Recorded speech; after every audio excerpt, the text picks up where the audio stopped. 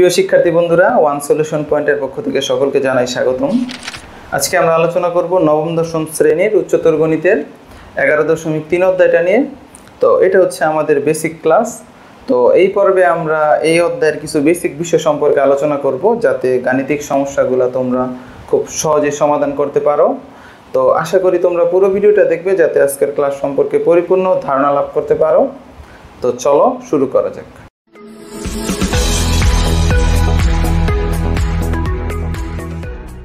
তো আমাদের এই অধ্যায়ের আলোচনার মূল বিষয় হচ্ছে ঢাল, মানে সরলরেখার ঢাল আর কি। তো আমরা যদি সরলরেখার ঢাল কি জানতে চাই, তাহলে আমরা প্রথমে এই সংজ্ঞাটা একটু লক্ষ্য করি। ঢালটা হচ্ছে কোনো রেখা ভূমির অক্ষের সাপেক্ষে কতটুকু ঢালু বা খাড়া তার পরিমাপই হচ্ছে ঢাল। মানে আমরা যদি একটা ভূমি, এরকম ভূমি নেই, ধরে নাও এটা একটা ভূমি, এই ভূমির সাপেক্ষে কোনো একটি রেখা, ধরে নাও আমার এই মার্কারটা হচ্ছে একটা রেখা, এই ভূমির সাপেক্ষে এই রেখাটা কতটুকু ঢালু বা খাড়া, মানে এই যে এটা তো আস্তে আস্তে খাড়া হচ্ছে রেখাটা, আবার এই যে আস্তে আস্তে নিচে ঢালু হচ্ছে। তো এই যে কোনো একটা রেখা কোনো ভূমির অক্ষের সাপেক্ষে বা ভূমির সাপেক্ষে কতটুকু ঢালু, এই যে এরকম ঢালু, কতটুকু ঢালু তার পরিমাপ যদি আমরা করতে পারি, সেটাই হচ্ছে ওই রেখার ঢাল। আমাদের বইয়েতে এই সংজ্ঞাটা দেয়া আছে যে একটি সরল রেখা ভূমির অক্ষের ধনাত্মক দিকের সাথে যে কোণ উৎপন্ন করে, সেই কোণের ত্রিকোণমিতিক টেনকে ঢাল বলে। মানে কি? মানে হচ্ছে একটা সরল রেখা, এই যে আমাদের এখানে সরল রেখা হচ্ছে ও এ, একটা সরল রেখা, এই সরল রেখাটা ভূমির অক্ষের ধনাত্মক দিকের সাথে, ভূমি মানে হচ্ছে এখানে ভূমি না বললে যদি আমরা এক্স অক্ষের ধনাত্মক দিকে বলি তাও হবে, আমাদের বইতে এক্স অক্ষের ধনাত্মক দিকে কথা লেখা আছে। তো আমরা এবার বলতে পারি যে একটি সরল রেখা এক্স অক্ষের ধনাত্মক দিকের সাথে যে কোণ উৎপন্ন করে, সেই কোণের ত্রিকোণমিতিক ট্যানকেই ওই সরল রেখার ঢাল বলে। মানে ধরে নাও এই যে ও এ হচ্ছে একটা সরল রেখা, এই ও এ, এই সরল রেখাটা এই ভূমির এই যে এক্স অক্ষ আছে, বা এই যে এক্স অক্ষটা দেখতেছি আমরা, এই এক্স অক্ষের ধনাত্মক দিকের সাথে যে কোণ উৎপন্ন করে তার ত্রিকোণমিতিক ট্যানকে ঢাল বলে। মানে হচ্ছে এই যে এখানে কোণ কিন্তু তৈরি করা হয়েছে থিটা কোণ। তো এই থিটা কোণটা কার সাথে তৈরি হয়? এই যে এই এক্স অক্ষ, এই এক্স অক্ষের ধনাত্মক দিকের সাথে। এটা কিন্তু এক্স অক্ষের ধনাত্মক দিক, আর এটা হচ্ছে এক্স অক্ষের ঋণাত্মক দিক। তো এই কোণটা কিন্তু এক্স অক্ষের ধনাত্মক দিকের সাথে কোণ উৎপন্ন করে, এই থিটা কোণটা। তাহলে এই কোণের ত্রিকোণমিতিক ট্যানকে আমরা ঢাল বলবো। তাহলে আমরা লিখতে পারি ট্যান থিটা। তো ঢালকে আমরা এম দ্বারা প্রকাশ করি, তো এম ইকুয়াল ট্যান থিটা লিখতে পারি। তো এই ট্যান থিটা দ্বারা কি প্রকাশ করা হয়? এই ট্যান থিটা দ্বারা এই ও এ রেখার ঢাল প্রকাশ করা হয়। আমরা যখন কোণগুলা তৈরি করি, তখন কিন্তু আমরা এক্স অক্ষের ধনাত্মক দিক থেকে আঁকি। আমরা যখন কোণ আঁকি জ্যামিতি করার সময়, তখন দেখবো আমরা কোণগুলা ঠিক এইভাবে আঁকি, ঠিক না? তাহলে এইভাবে কোণ আঁকা হলে এই কোণগুলা কিন্তু ধরে নেওয়া হয় যে এখানে এই কোণটা কিন্তু ধনাত্মক দিকের সাথে তৈরি করা হয়েছে। কখনো কিন্তু আমরা এইভাবে উল্টা দিক থেকে কোণ আঁকি না, এই যে এইভাবে, ঠিক আছে? তো ঢালটা এটা হচ্ছে উল্টা, এক্স অক্ষের ঋণাত্মক দিক থেকে আমরা আঁকতেছি এটা, এই কোণটা। কিন্তু আমরা এইভাবে ঢাল হিসাব করার জন্য আমরা এইভাবে কোণ আঁকবো না, আমাদের কোণটা হবে এক্স অক্ষের ধনাত্মক দিকের সাথে। তার মানে এটা যদি একটু এক্স অক্ষ ধনাত্মক হয়ে থাকে, তার সাথে আমাদের যে কোণটা তৈরি করবে, যে এই থিটা কোণটা, এই থিটা কোণের ত্রিকোণমিতিক ট্যানকেই আমরা ঢাল বলবো। এই ঢালের পরিমাপটাকে আমরা দুইভাবেই করতে পারি, যে এই কোণের সাহায্য এবং স্থানাঙ্কের পরিবর্তনের সাহায্য। তো আমরা প্রথমে এটা নিয়ে আলোচনা করব যে ঢালের পরিমাপ বা মান কিভাবে বের করতে হয় ঢালের। তো দেখো এখানে এম ইকুয়াল টেন থিটা লেখা আছে। তো এখানে আমরা এই যে এম ইকুয়াল টেন থিটাই লিখলাম। তো এইখানে ধরে নাও আমাদের এই কোণটা এখন 45 ডিগ্রি, ধরো 45 ডিগ্রি আমাদের কোণ। তাহলে এটার জন্য আমাদের ঢালের মান কত হবে? তো ঢালের মান হবে এখন আমাদের টেন থিটার জায়গায় আমরা লিখতে পারি এমন, এম ইকুয়াল টেন 45 ডিগ্রি। তো 45 ডিগ্রির মান কিন্তু 1। তাহলে আমাদের এই ও এ রেখার যে ঢালটা আছে, সেই ঢালের মান হচ্ছে বা পরিমাপ হচ্ছে 1। আবার এখানে দেখো এইখানে একটা চিত্র আছে। তো এইটার মধ্যে দেখো কোণটা কিন্তু এক্স অক্ষের ধনাত্মক দিকের সাথে আছে। তো ধরে নাও এই কোণটা হচ্ছে 135 ডিগ্রি, এই পুরো কোণটা, হ্যাঁ? তাহলে এই ওবি রেখার ঢাল কত? তাহলে সেটা কিন্তু আমরা ঠিক সেমভাবে করতে পারি, এম ইকুয়াল টেন থিটা। তো থিটার জায়গায় এখন লিখবে 135, তাহলে লিখলাম 135 ডিগ্রি। তাহলে এটার মান কিন্তু হচ্ছে -1।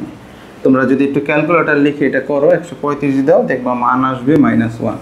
তো এটাকে আমরা অন্যভাবেও বের করতে পারি। দেখো এটা হচ্ছে আমরা ত্রিকোণমিতির সাহায্যে করতে পারি, এটার মান কীভাবে -1 হয়। তো আমরা একটু পাশে দেখাই দিই, এটা tan 135 লিখলাম এটা। তো আমরা কিন্তু এভাবে করতে পারি যে এই কোণটাকে আমরা দুইটা অংশে ভাগ করব। tan একটা হচ্ছে 90 এর গুণিতক হিসাবে আর আরেকটা হচ্ছে সূক্ষ্ম কোণ হিসাবে। তাহলে 90 এর সাথে কত গুণ করলে যোগ করলে 135 হয়, 45 ডিগ্রি যোগ করব, তাহলে আমাদের 135 হয়ে যাবে। তো এখানে 90 এর সাথে কিন্তু গুণ আকারে একটা 1 দিয়ে দিতে পারি গুণিতক হিসাবে, কোনো কিছু না থাকলে এখানে এমনিতেই আমরা 1 নিতে পারি। তো এটা নিয়ে নিলাম। তো এখন দেখো তো আমরা এটার হিসাবটা কীভাবে করব, যে আমাদের প্রথম কাজ হচ্ছে কি, এই কোণটাকে যদি আমরা লিখি মান বের করতে চাই, তাহলে আমাদের প্রথম কাজ হচ্ছে এই যে সামনে যে সংখ্যাটা আছে সেটা কি বিজোড় থাকলে এই অনুপাতটা কিন্তু আমাদের চেঞ্জ হবে। টেনটা হয়ে যাবে কট, এরপর যে কোণটা আছে সেটা বসাই দেব, কট 45 ডিগ্রি লিখলাম এটা। এবং এখানে খেয়াল করে দেখো এটা কোন চতুর্ভাগে আছে ওই অনুযায়ী এটা সামনে চিহ্ন হবে। তো এখন দেখো এখানে এই এতটুকু আসছে, কিন্তু তার মানে এটা কোন চতুর্ভাগে, দ্বিতীয় চতুর্ভাগে আছে। কেন এখানে দ্বিতীয় চতুর্ভাগ, কারণ 90 ডিগ্রি আসার পর আরও কিছু অংশ আর 45 ডিগ্রি আইসা সে দ্বিতীয় চতুর্ভাগে হয়েছে। তো দ্বিতীয় চতুর্ভাগটা এটা হচ্ছে, প্রথম চতুর্ভাগ হচ্ছে অল, দ্বিতীয়টা হচ্ছে সাইন, দ্বিতীয় চতুর্ভাগটা এটা। তো এখানে সাইনের গড়ের ট্যান কি নেগেটিভ, তাই এখানে সামনে একটা মাইনাস দিব। তাহলে এখন দেখো তো কট 45 ডিগ্রির মান হচ্ছে 1, আর এই মাইনাসের এখানে মাইনাস বসাই দিলাম। তো এটা হচ্ছে যদি ক্যালকুলেটর ছাড়া করি তাহলে এইভাবে আমরা মান বের করে নিব। তো এই কোশ্চেনটাকে কিন্তু একটু চেঞ্জ করেও দেওয়া যায়, ঠিক আছে। ধরো আমি এটাকে এইভাবে না লিখে এইভাবে লিখলাম, এইটা আমি দিলাম না, এখানে ধরে নাও। তো আমাদের এইখানে দেওয়া হলো 45 ডিগ্রি। তাহলে আমরা ঢাল কিভাবে নির্ণয় করব, এখানে তো 45 ডিগ্রি দেওয়া আছে। তাহলে এটা কিন্তু আমাদের এক্স অক্ষের ধনাত্মক দিকের সাথে কোণ উৎপন্ন করে নাই। তা আমাদের এর জন্য এটা ঢাল নির্ণয় করার জন্য আমাদের জানতে হবে যে এই রেখাটা এক্স অক্ষের ধনাত্মক দিকের সাথে কত ডিগ্রি কোণ উৎপন্ন করে সেটা লিখব। আমরা ভুলেও কিন্তু এইভাবে লিখব না, tan 45 ডিগ্রি এটা দিয়ে ঢাল নির্ণয় করব না। এই যে এই ওবি এর জন্য মনে রাখো, এর জন্য ঢাল কি করতে হবে, এটা দেখতে হবে এটা এক্স অক্ষের ধনাত্মক দিকের সাথে কতটুকু কোণ উৎপন্ন করে, এই যে এইখান থেকে এই কোণটা কতটুকু সেটা বের করতে হবে। তার মানে এটা 45 ডিগ্রি লেখা থাকলেও আমরা যখন এটা ঢাল নির্ণয় করব তখন আমরা কিন্তু বের করব ওই যে 100, মানে এই কোণটাকে বের করব। হ্যাঁ, এই যে সেটা হচ্ছে কত, এটা কত থেকে বিয়োগ করবে, 180 থেকে 45 বিয়োগ করে তখন এটা ঢাল নির্ণয় করব। মানে এটা যদিও আমাদের 45 ডিগ্রি থাকে তাও আমরা কি করব, 180 থেকে 45 ডিগ্রিকে বিয়োগ করলে কত হয়, 135 ডিগ্রি হয়। এইটা হচ্ছে এই কোণটা তৈরি হয় কার সাথে, এইটাই তৈরি হয় এক্স অক্ষের ধনাত্মক দিকের সাথে। তো এইটাকে আমরা এই যে এই পদ্ধতিতে এরপর 135 ডিগ্রিকে আমরা এইভাবে ঢাল নির্ণয় করে ফেলব। যদিও আমাদের কোণটা এখানে দেওয়া আছে, এটা হিসাবটা আমরা এইভাবে করব। তো আশা করি এই ব্যাপারটা তোমরা বুঝতে পারছো। এই কোণটা হচ্ছে সূক্ষ্ম কোণের জন্য ঢাল। এটা সূক্ষ্ম কোণ কেন, কারণ এটা 90 এর চেয়ে ছোট, তাই আমাদের ঢালটা হবে ধনাত্মক। আর স্থূলকোণ হলে, মানে এই কোণটা যদি স্থূলকোণ হয়, দেখো এটা কিন্তু 90 এর চেয়ে বড় এই কোণটা, তাই এটার জন্য ঢালের মান আমাদের মাইনাস আসবে, ঠিক আছে। তো এই ঢালের মান ধনাত্মক এবং ঋণাত্মক যে আছে, এখানে দেখো এখানে ধনাত্মক আসে ঢালের মান, এখানে ঋণাত্মক আসে। তো ধনাত্মক এবং ঋণাত্মক দ্বারা কি বোঝায়, আসলে বোঝায় এইটাই যে এখান দিয়ে যদি কোনো একটা ধরো একটা গাড়ি চলে যাচ্ছে এই ঢাল বরাবর, তাহলে এই গাড়িটা উপরের দিকে উঠতে থাকে। আর যদি ঢালের মান নেগেটিভ হয় তাহলে ওই বুঝতে হবে যে এখান দিয়ে যদি কোনো গাড়ি যায় সেটা নিম্নগামী হচ্ছে, মানে নিচের দিকে নামবে আর কি। দেখো ঢালের মান কি কখনো অসংজ্ঞায়িত হতে পারে কিনা যদি প্রশ্ন করে, এই ক্ষেত্রে কিন্তু হয়, অসংজ্ঞায়িত হয়। কিভাবে ঢালের মান অসংজ্ঞায়িত হয় আমরা এটাও দেখতে পারি। যদি আমাদের ঢালটা একেবারে পুরো খাড়া 90 ডিগ্রি হয়ে যায় তখন এই ক্ষেত্রে ঢালের মান অসংজ্ঞায়িত হয়। দেখো এটা কিভাবে হয়, ধরে নাও আমাদের এই কোণটা এই পর্যন্ত আসলো, একটা রেখা ধরো এই রেখাটা, এটা মার্কারটাকে রেখা হিসেবে কল্পনা করো, এটা এরকম খাড়া হতে হতে হতে হতে একেবারে এরকম চলে আসছে। তাহলে এরকম আসলে এখানে কত ডিগ্রি কোণ উৎপন্ন করে এক্স অক্ষের সাথে, 90 ডিগ্রি কোণ উৎপন্ন করে। তো এই ক্ষেত্রে এই রেখাটার ঢাল কত হবে, তো ধরে নেই এই রেখাটার ঢাল এম সমান tan, এখন থিটার জায়গায় আমরা বসাবো 90 ডিগ্রি, তাহলে এই tan 90 ডিগ্রির মান কত, tan 90 ডিগ্রির মান কিন্তু অসংজ্ঞায়িত। তার মানে 90 ডিগ্রি মান হচ্ছে অসংজ্ঞায়িত, মানে এই ক্ষেত্রে আমাদের এটা ঢাল নির্ণয় করা যাবে না। তো তোমাদের এইটাই মনে রাখলেই চলবে যে এই 90 ডিগ্রি কোণ উৎপন্ন করলে ওই রেখার ঢাল হয় অসংজ্ঞায়িত। এই তো এতক্ষণ আমরা কিন্তু লক্ষ্য করলাম যে আমাদের যদি এক্স অক্ষের ধনাত্মক দিকের সাথে কোণ দেওয়া থাকে তাহলে আমরা ঢাল নির্ণয় করব এইভাবে, m = tan থিটা। আর যদি কোণ দেয়া না থাকে, মানে একটা সরল রেখার যদি দুইটা বিন্দুর স্থানাঙ্ক দেওয়া থাকে তাহলে ওই ক্ষেত্রে আমরা ঢাল নির্ণয় করব এইভাবে, এই দ্বিতীয় পদ্ধতিটার সাহায্যে। তো সেটা কি? সেটা হচ্ছে যদি আমাদের দুইটা বিন্দুর, একটা সরল রেখার দুইটা বিন্দুর স্থানাঙ্ক দেওয়া থাকে তাহলে ওই স্থানাঙ্ক থেকে আমি ঢাল বের করে ফেলতে পারবো। তো আমরা একটু এখানে লক্ষ্য করি, দেখো ঢাল m = y স্থানাঙ্কের পরিবর্তন বাই x স্থানাঙ্কের পরিবর্তন, এভাবে লেখা হয়েছে। তো এইটা কেন উপরের অংশে y স্থানাঙ্কের পরিবর্তন দেওয়া হলো আর নিচে কেন বা x স্থানাঙ্কের পরিবর্তন দেওয়া হলো? দেখো ঢালকে আমরা কিন্তু tan থিটা দ্বারাই প্রকাশ করি, ঠিক না? tan theta. তো tan এর আমরা যদি এখানে লিখি লম্ব বাই tan থিটা = লম্ব বাই ভূমি। তো ঢাল আসলে এটাই তো ঢাল, m = tan থিটা, এটা তারা ঢাল বোঝায়। আর এখানে দেখো লম্ব বাই ভূমি, লম্বটা কোন অক্ষ বরাবর আছে? লম্বটা কিন্তু y অক্ষ বরাবর আছে, আর ভূমি হচ্ছে এই x অক্ষ বরাবর।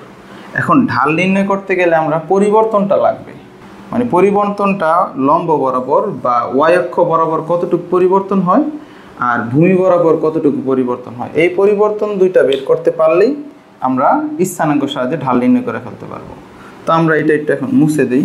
তো আমরা শুধু এটা মনে রাখবো, y স্থানাঙ্কের পরিবর্তন ডিভাইডেড বাই x স্থানাঙ্কের পরিবর্তন। তো এই পরিবর্তনকে আমরা কিভাবে প্রকাশ করি? বিয়োগ দিয়ে প্রকাশ করি। তো সেটাকে আমরা কিভাবে লিখতে পারি? y2 - y1, মানে y অক্ষের কতটুকু পরিবর্তন হয় ডিভাইডেড বাই x স্থানাঙ্কের পরিবর্তন, x2 - x1। তো এটা আমরা আগে একটা ঢাল বের করি, এবি রেখার ঢাল, তাহলে আমরা বুঝে যাব যে কিভাবে পরিবর্তনটা হয়। হ্যাঁ, তাহলে আমরা প্রথমে এবি রেখার ঢাল বের করি। খেয়াল করতে হবে, এবি রেখার ঢাল, এটাকে ধরে নিলাম আমরা m1। এবি রেখার ঢালকে ধরে নিলাম m1, আমরা m ধরতে পারতাম, কিন্তু এখানে এবি আর সিডি রেখার ঢাল নির্ণয় করব, তাই আচ্ছা এখানে ডি লেখা হয় নাই।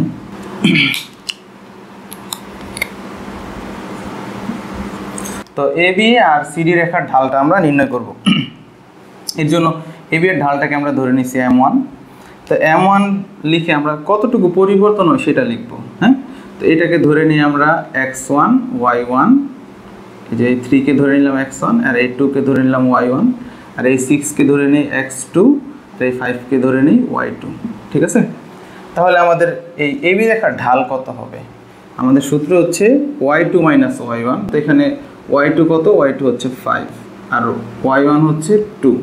তার মানে আমরা লিখব 5 - 2 বাই x2 - x1। x2 বলতে বোঝানো হচ্ছে 6, এই 6 মাইনাস x1 বলতে বোঝানো হচ্ছে 3। তার মানে এখানে কত হয়? 3, 5 থেকে 2 চলে গেলে থাকে 3, আর 6 থেকে 3 চলে গেলে থাকে 3। তার মানে কাটাকাটি করলে আসতেছে 1। তার মানে ঢালের মান হচ্ছে, এবি রেখার ঢালের মান হচ্ছে 1। তো দেখো এখানে এবি রেখা যেহেতু বলছি, আমরা এবি কে একটু এখানে চিহ্নিত করে রাখি, যে এই এ আর এই বি। তো এবি রেখার ঢাল বের করব। দেখো প্রথমে বলছে ওয়াই স্থানাঙ্কের যে কতটুকু পরিবর্তন হয়েছে। তো ওয়াই স্থানাঙ্কটা দেখো, এই যে এখান থেকে ধরে কয় ঘর উপরে গেছে দেখো তো। এই যে আমরা যদি এটার বরাবর আসি, এই যে এইখানে এই পয়েন্টে আমরা একটু লক্ষ্য মার্ক করে রাখি, এই পর্যন্ত গেছে কিন্তু এবি এর জন্য, এই এবি রেখার জন্য দেখো 1 2 3, 1 ঘর 2 ঘর 3 ঘর। তো ওয়াই অক্ষ বরাবর পরিবর্তন হয়েছে কয় ঘর? 3 ঘর। তাই আমাদের এখানে এই যে এখানে লিখতে পারি, এই যে 3 আসছে, কীভাবে আসছে? পরিবর্তনটাই তো লিখলাম, এই যে 3। আর আরেকটা দেখো x স্থানাঙ্ক বরাবর কতটুকু পরিবর্তন হয়েছে। দেখো এইখানে আসার পর আবার এদিকে কয় ঘর যায় দেখো তো, 1 2 3। তার মানে x স্থানাঙ্ক বরাবর পরিবর্তন হয় 3 ঘর, তাহলে এখানেও পরিবর্তন হয় 3। তার মানে 3/3 কাটাকাটি করলেও 1 হয়। তবে আমরা এইটা মনে রাখবো, y2 - y1 divided by x2 - x1, মানে y স্থানাঙ্কের পরিবর্তন আর x স্থানাঙ্কের পরিবর্তন। তো ঢালকে এইভাবে লেখা হয়, আমাদের বইতে লিখছে ওঠা আর হাঁটা। ওঠা কোন দিকে ওঠে? উপরের দিকে উঠতেছে। তো উপরের দিকে বলতে কোন অক্ষকে বোঝায়? ওয়াই অক্ষকে বোঝায়। আর উপরের দিকে উঠতে কতটুকু পরিবর্তন হয়? এই যে এখানে আমাদের পরিবর্তন হয়েছে 3 ঘর। তো এটাকে আমরা লিখতে পারি এই 5 থেকে এই 2কে বাদ দিলেই পরিবর্তনটা পাওয়া যায় 3, এই যে এটা লিখলাম। আর আরেকটা হচ্ছে x2 - x1, হাঁটতাছি আমরা x অক্ষ বরাবর, তাহলে এই ক্ষেত্রে আমাদের পরিবর্তন হয়েও 3 ঘর। দেখো এই a থেকে b পর্যন্ত x বরাবর, এই x অক্ষ বরাবর পরিবর্তন হইতেছে 1 2 3, তাই এখানে নিচে আমরা 3 লিখছি। তো এরকম পরিবর্তন দিয়েও করা যায়। তো আমরা এই সূত্রটাই বেশি ফলো করব, মানে এইভাবে করব আসলে, y2 - y1 divided by x2 - x1। তো আরেকটা অনেকের সন্দেহ হতে পারে যে আমাদের কোনটাকে y1 কোনটাকে y2 ধরবো। তোমরা এটাকে চেঞ্জ করেও লিখতে পারো। এটাকে ধরে নাও 3 কে ধরে নাও x2, আর এই 2 কে ধরে নাও y2, এটাকে ধরে নাও x1, এটাকে ধরে নাও y1। এই ক্ষেত্রে আমাদের ঢালের মান কিন্তু সেমই আসবে। দেখো কিভাবে হয়, এখানে m = m1 লিখলাম, y2 - y1, y2 বলতে এখানে বোঝানো হচ্ছে 2, মাইনাস y1 বলতে বোঝানো হচ্ছে 5, আর x2 - x1, x2 বলতে বোঝানো হচ্ছে এই 3 কে, এই লিখলাম 3, মাইনাস x1 বলতে বোঝানো হচ্ছে এই 6 কে। দেখো -3 বিয়োগ করলে এখানে -3, কাটাকাটি করলে ঢালের মান কিন্তু সেমই আসতেছে। তো তোমাদের এই কনফিউশনে থাকার দরকার নাই যে আমরা কোনটাকে x1 y1 ধরবো আর কোনটাকে x2 y2 ধরবো। দুইটা বিন্দুর যে কোনো একটাকে x1 y1 ধরবো আর একটাকে x2 y2 ধরলেই আমরা কিন্তু এই সূত্র দিয়ে ঢাল নির্ণয় করে ফেলতে পারবো। তো আরেকটা ঢাল বের করি আমরা, সিডি রেখার ঢাল। তো সিডি রেখাকে আমরা ধরে নেই m2 লিখি, বা সিডি রেখার ঢালকে আমরা m2 লিখলাম। তো এটাও কীভাবে লেখা যায়, এই যে সিডি রেখার জন্য এখানে এটাকে ধরে নেই x1 y1, এটাকে ধরে নেই x2 y2। তো সূত্র মতো y2 - y1, y2 বলতে বোঝানো হচ্ছে 3, 3 মাইনাস y1 বলতে বোঝানো হচ্ছে 1, ডিভাইডেড বাই x2 হচ্ছে 4, মাইনাস x1 হচ্ছে 2। তো এটাকে হিসাব করে দেখো, 3 থেকে 1 চলে গেলে 2, 4 থেকে 2 চলে 2, তো এই তো 2/2 কাটাকাটি করলে 1 হয়, তার মানে এই তো আমাদের এইখানেও সিডি রেখার ঢাল আসতেছে 1। তো এখন এইখানে একটা ব্যাপার খেয়াল করে দেখো, এই পয়েন্টটা খুবই জরুরি। দেখো এই এবি রেখাটা, এই যে এবি রেখার ঢালের মান যত আসে আমাদের কিন্তু এই যে এই সিডি রেখাটা যে আছে, তো এই সিডি রেখার ঢালের মানও কিন্তু সেম আসে, যে এতটুকু, এই যে এই এখান থেকে ধরে এতটুকু পর্যন্ত যে সিডি রেখাটা আছে, এই সিডি রেখার ঢালের মানও একই আসে। দেখো এবি রেখার ঢালের মান আসছে 1, সিডি রেখার ঢালের মানও আসছে 1।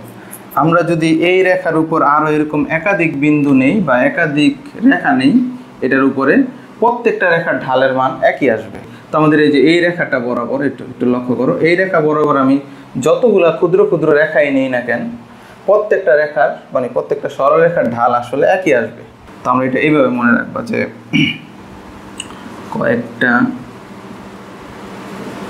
কয়েকটি বিন্দু সমরেখ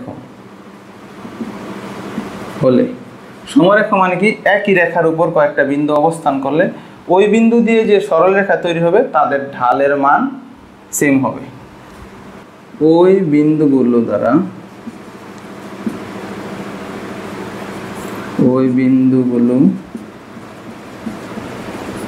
দ্বারা সৃষ্ট সরলরেখাগুলোর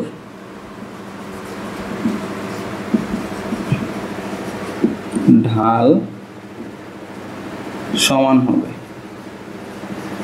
তার মানে আমাদের এই রেখার উপর যতগুলা ছোট ছোট রেখা নিব, প্রত্যেকটা রেখার ঢালের মানই একই আসবে। যেমনটা আমরা দেখতে পাচ্ছি এবি ও সিডি রেখার ঢাল একই আসছে, ঠিক একইভাবে যদি আমি এই রেখার উপর ই এবং এফ একটা রেখা নেই, ইএফ রেখা নেই, তাহলেও এই রেখার এই ছোট্ট হোক কিংবা বড় হোক, সেই ইএফ রেখার ঢালও কিন্তু একই হবে, মানে 1 হবে। তো তোমরা এই পয়েন্টটা মনে রেখো, কারণ অঙ্ক করার ক্ষেত্রে দেখবে কাজে লাগবে। আমরা এখানে একটা কাজ করি, ধরে নাও আমাদের এটা একটা অক্ষ, এক্স অক্ষ, আর এটা হচ্ছে ওয়াই অক্ষ। তো আমরা একটা ব্যাপার মনে রাখবো, এটা থেকে আমরা যেটা দেখাবো সেটা হচ্ছে, যদি দুইটা সরলরেখার ঢাল দ্বয়ের গুণফল -1 হয়, তাহলে একটা সরলরেখা আরেকটা সরলরেখার উপর লম্ব হবে। ব্যাপারটা কেমন সেটা হচ্ছে, যেমন আমি বলতেছি এটা যে এখানে একটু মনে রাখো পয়েন্টটা, দুটি সরলরেখার ঢালদ্বয়ের ঢালদ্বয়ের গুণফল -1 হলে ওই রেখা দুটি পরস্পরের উপর পরস্পরের উপর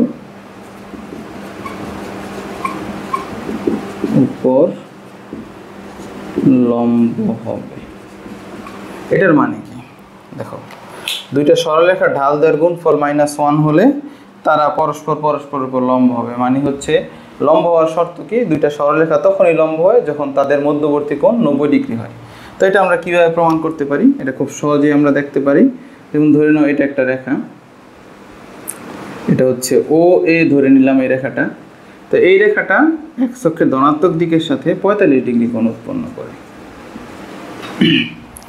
আর ও বি আরেকটা রেখা নেই, এই যে এটা ও বি একটা রেখা নিলাম, ঠিক আছে। তো এই রেখাটা ধরে নাও, এই যে এখানে এই যে এতটুকু কোণ তৈরি করে, সেটা হচ্ছে 135 ডিগ্রি ধরে নাও। তাহলে এই ও এ রেখার ঢাল কত আর ও বি রেখার ঢাল কত, এটাকে বের করি। তো আমরা যদি ও এ রেখার ঢালটা বের করি, ও এ রেখার ঢাল সেটা হচ্ছে m1 লিখলাম। m1 কত, এটা tan 45 ডিগ্রি। তাহলে ও এ রেখার ঢাল হচ্ছে 1, ও এ রেখার ঢাল কিন্তু 1 আসে। আর ও বি রেখার ঢাল এটাকে, যে এই ও বি রেখার ঢালটা m2 ইকুয়াল tan 135 ডিগ্রি। এটার মান কত হবে, এটার মান হবে -1। তোমরা ক্যালকুলেটর যদি একটু করো, এটা লিখলে মান আসবে -1। তো এখন এই ঢালদ্বয়ের গুণফল, মানে আমরা যদি গুণ করি m1 × m2, তাহলে এই ঢালদ্বয়ের গুণফল কত হয় দেখো তো, 1 × -1। তাহলে এই কত হচ্ছে, এই টোটাল গুণ করলে আসতেছে -1। তো এখানে একটু খেয়াল করে দেখো, ও এ রেখা এবং ও বি রেখার ঢালদ্বয়ের গুণফল আমাদের কত আসতেছে, -1। যেহেতু দুইটা রেখার ঢালদ্বয়ের গুণফল -1 আসছে, তাহলে ও এ এবং ও বি রেখাদ্বয় পরস্পরের উপর লম্ব হবে। মানে হচ্ছে এই দুইটা রেখা ও এ এবং ও বি রেখার মধ্যবর্তী কোণ হবে, এতটুকু কোণ হবে 90 ডিগ্রি। এটা মনে রেখো। দেখো হিসাব করে দেখো, 135 থেকে 45 বিয়োগ করে দেখো কত হয়, 90 হয়। 135 - 45 কত ডিগ্রি আসতেছে, 90 ডিগ্রি আসতেছে। তাহলে দেখো তো আমাদের তো শর্ত মিলেই গেল, যে দুইটা রেখার ঢালদ্বয়ের গুণফল যদি -1 আসে, তাহলে ওই রেখা দুইটার মধ্যবর্তী কোণ হবে 90 ডিগ্রি। মানে রেখা দুইটা পরস্পরের উপর লম্ব হবে। যেমনটা এখানে আমরা দেখতে পাচ্ছি যে এই ও এ এবং ও বি রেখাদ্বয় পরস্পরের উপর লম্ব, মানে তাদের মধ্যবর্তী কোণ হয় 90 ডিগ্রি। তো এই তো এতটুকু জানলে আসলে আমাদের বইতে যে ঢাল নিয়ে অঙ্কগুলো দেওয়া আছে সবগুলোই করা যাবে। তো এতক্ষণ আমাদের পাশে থাকার জন্য ধন্যবাদ। আমাদের পরবর্তী ভিডিও দেখার আমন্ত্রণ রইল। আল্লাহ হাফেজ।